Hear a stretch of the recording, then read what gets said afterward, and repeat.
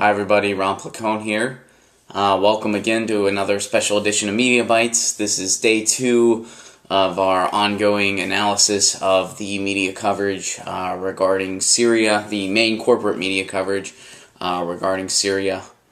And today we're going to MSNBC. As you know, a lot of times people will try to make the argument like, oh, well, MSNBC, that's more representational of the left, apparently.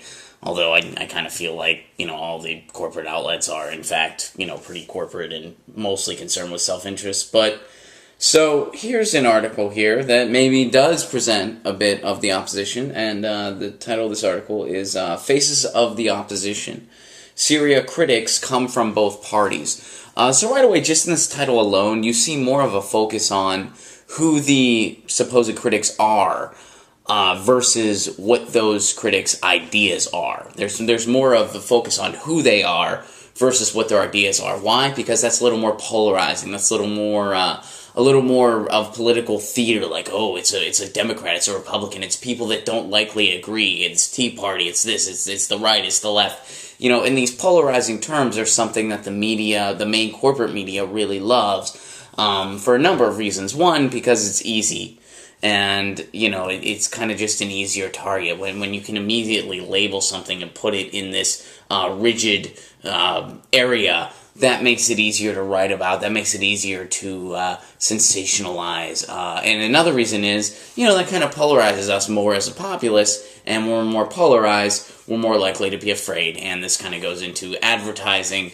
As we all know, the very simple notion, fear sells. So anyway, going on that, let's go into the article a little bit. I'm not going to read the whole thing, but just wanted to highlight a few things. It's strange to see Tea Party favorites like Mike Lee and Rand Paul agreeing with outspoken liberals like Charlie Rangel and Alan Grayson. Ooh, polarizing terms. Ooh, it's this person and that person. Two opposite sides of the spectrum coming together. Well, this is juicy. Let's see what they agree on.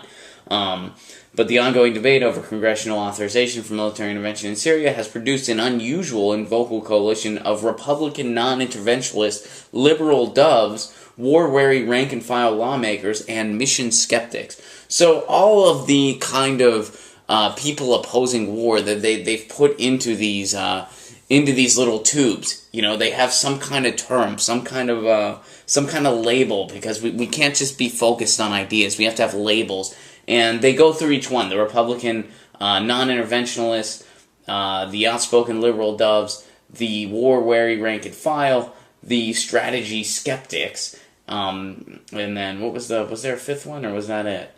Yeah, okay, I guess that's it. Alright, so anyway, my point here is, and then throughout each of these paragraphs, there's about a sentence or two kind of saying why these people are opposed to military intervention in Syria, and it's kind of just obvious little quick quotes, like, there's reasonable argument that the world may be less stable because of a strike, and it may not deter any chemical weapons attack.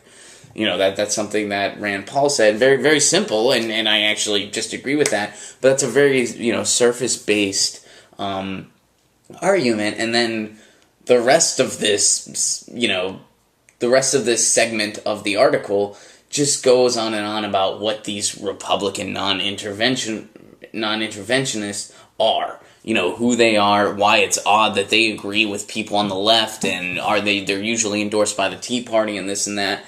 And then the same treatment is given to the outspoken liberal doves. There's a sentence or two saying why they're not in favor of military intervention, and then just a bunch of paragraphs saying who they are. The liberal firebrand behind the website don'tattacksyria.com, and the, let's see, where's another kind of, typically a loyal Democrat, derided Obama's statements, typical loyal Democrat, don't usually disagree with the president. So, this kind of says to the people that if you oppose military intervention in Syria, then you're one of these little rigid tubes of political ideology. And these are easy to dismiss political ideology, because it's like, oh, well, the outspoken Republican non-interventionists, the ones that are endorsed by the Tea Party, or the far left that usually doesn't criticize the president. According to them, that's something of the left. They usually don't criticize the president. I don't know if I agree with that, but that's in this article.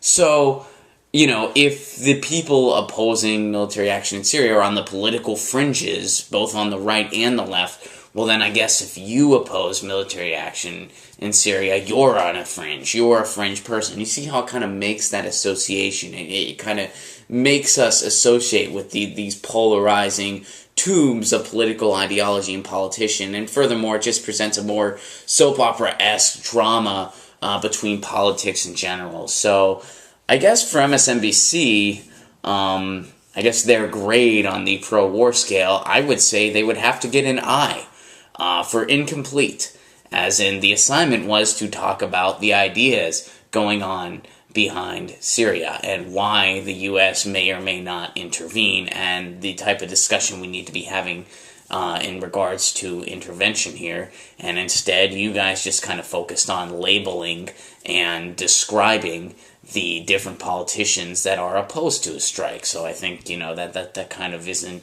necessarily all that applicable here. Let's focus more on the ideas next time. So that's today's edition, and I'll be back tomorrow. And, stay safe in this crazy world of ours. You've been listening to a special edition of Media Bites, and this is Ron Placone signing out.